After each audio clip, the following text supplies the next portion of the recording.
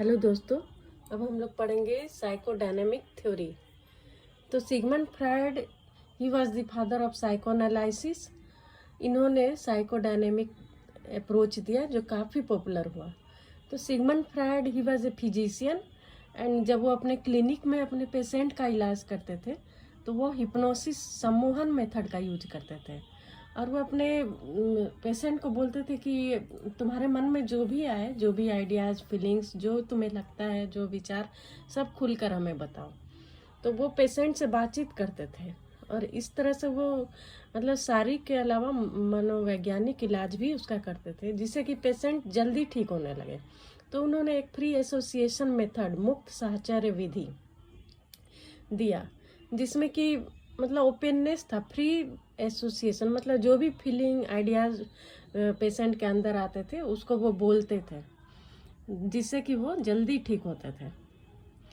तो इस तरह से सिगमंड फ्रायड ने हमें बताया है कि कॉन्शसनेस के 3 लेवल होते हैं, conscious, pre conscious and unconscious. तो कॉन्शस जो होता है वो चेतन, जिस काम के लिए हम लोग अवेयर रहते हैं, जैसे कि अभी हम लोग पढ़ाई कर रहे हैं तो ये हम लोग का कॉन्शसनेस है। और प्री कॉन्शस मतलब कोई चीज़ जो हमारे अनकॉन्शस में चली जाती, कोई घटना पहले घटित होती है और उसको अगर हम लोग रिकॉल करते हैं तो वो हमें याद आ जाता है, वो अवचेतन प्री कॉन्शस होता है।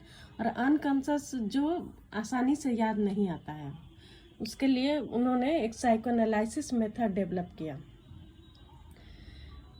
इस साइकोएनालिसिस मेथड के द्वारा वो क्या करते थे कि जो भी रिप्रेस्ड आइडियाज रहता था वो अनकॉन्शस से कॉन्शस में लाते थे साइकोएनालिसिस मेथड के माध्यम से। उसके बाद हमारे फ्रायड साहब ने बताया कि स्ट्रक्चर ऑफ पर्सनालिटी, तो पर्सनालिटी 3 तरह के स्ट्रक्चर से बना होता है, ईड, ईगो एंड सुपर ईगो। जैसा कि हम फिगर में भी देख रहे हैं कि ईड, ईगो एंड सुपर ईगो। तो सुपर ईगो मॉरलिटी प्रिंसिपल पर आधारित होता है, ईगो रियलिटी प्रिंसिपल पर और ईड प्लेजर प्रिंसिपल पर काम करता है। तो ईड जो है वह 2 तरह के इंस्टिंक्ट से प्रभावित होता है, life instinct and death instinct, जिसमें कि फ्रायड ने लाइफ इंस्टिंक्ट पर ज़्यादा जोर दिया और वो एक और एनर्जी पर काम करता है, ईड, जिसको लिबिडो कहते हैं। यह मतलब तुरंत सेटिस्फैक्शन चाहता है, कोई भी इच्छा हुई तो उसको तुरंत पूरा करना है, वो और दिन दुनिया नहीं देखता है कुछ भी। तो ईड जो है प्लेजर प्रिंसिपल पर काम करता है। जैसे कि कोई बच्चा है, उसे अगर आइसक्रीम खाने की इच्छा है तो वो ये नहीं देखेगा कि कौन देख रहा है, कैसे आना चाहिए, बस वो जाकर आइसक्रीम खा लेगा। अब उसके बाद उसकी पिटाई हो या चोरी पकड़ा है, जो भी हो, वो ये चीज़ नहीं देखता है। तो ईगो जो है वो हमारे रियलिटी प्रिंसिपल पर वर्क करता है। जैसे कि ईगो बोलता है कि अगर आइसक्रीम खाने का मन है तो तुम पैसा लो और ख़रीद करके खाओ। और सुपर ईगो जो है मॉरलिटी प्रिंसिपल पर आधारित होता है। सुपर ईगो देखता है कि ये काम उचित है या नहीं है, हमें ये करना चाहिए या नहीं करना चाहिए, अभी आइसक्रीम खाना सही रहेगा या नहीं रहेगा। तो इस तरह से मतलब सुपर ईगो जो है मॉरलिटी प्रिंसिपल पर काम करता है।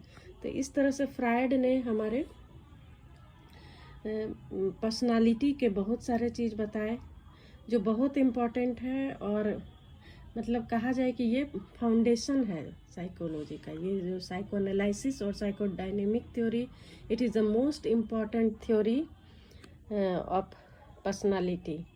और इसके लिए सिगमंड फ्रायड का साइकोलॉजी हमेशा ऋणी रहेगा क्योंकि he was the father of psychoanalysis. हमारे साइकोलॉजी के फादर तो विलियम वुंट थे और साइकोएनालिसिस के फादर सिगमंड फ्रायड थे। Thank you.